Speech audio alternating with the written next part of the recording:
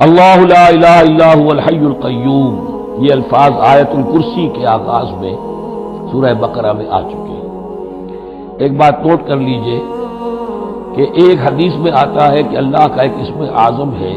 کہ جس کے حوالے سے اگر کوئی چیز اللہ سے مانگی جائے تو وہ ضرور دیتا ہے، لیکن اس کو حضور نے بتایا نہیں کہ وہ اسم اعظم کون سا ہے،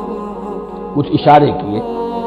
جیسے رمضان میں ایک شب ہے لیلۃ القدر جو 1000 مہینوں سے افضل ہے، تعین کے ساتھ نہیں بتایا وہ کون سی، تاکہ تلاش کرو، زیادہ ذوق و شوق کا معاملہ ہو۔ لیکن جو اشارات آپ نے کیے ہیں اس سے اندازہ ہوتا ہے، کیونکہ یہ فرمایا گیا کہ یہ 3 صورتوں میں ہے، سورہ بقرہ میں، سورہ آل عمران میں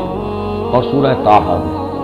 وہ الفاظ الحی القیوم جو مشترک ہیں، سورہ بقرہ میں آیت الکرسی میں آئے ہیں، آل عمران میں یہاں دوسری آیت میں موجود ہیں، اور سورہ طٰہٰ کے بھی